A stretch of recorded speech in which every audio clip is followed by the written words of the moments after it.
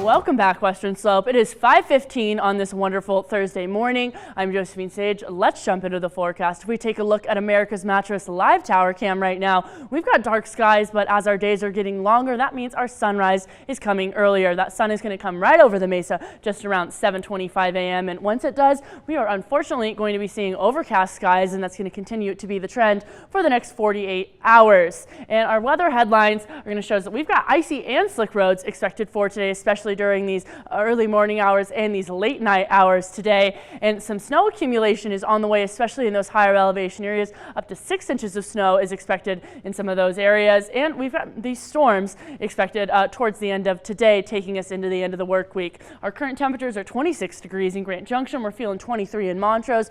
Further east of us, we're looking down even in those single digits in Glenwood Springs, and those negatives in Gunnison, a cool -6, which those temperatures are going to increase as our day continues to be a little bit closer to our seasonal average than we've been used to.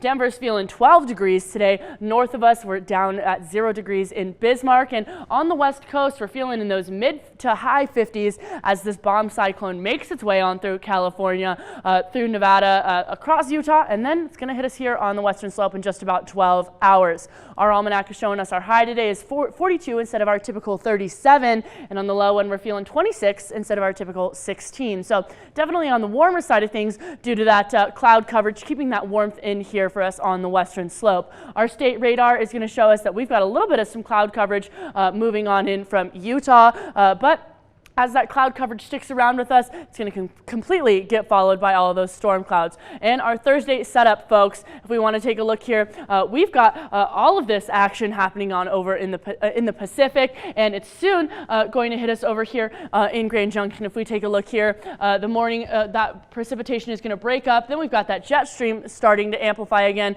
with heavier rain and snow, especially in those northwestern states. And the heaviest rain and snow is going to hit in North California as we get some snow here in Grand Junction.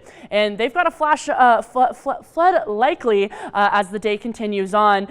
So that precipitation is going to hit us here, and we're going to get some pretty heavy snow, but only located in those higher elevation areas. If we take a look here, those upper level lows are going to stay offshore through the AM time, but we're going to have another cold front move on through the western slope in just about 72 hours. And this look ahead, folks, is going to show us that the system aids in heavy rain and snow in the western U.S. That system's going to move across and hit the plains on Friday, and then Saturday it's going to continue across that central U.S., kind of heading up towards those Great Lakes.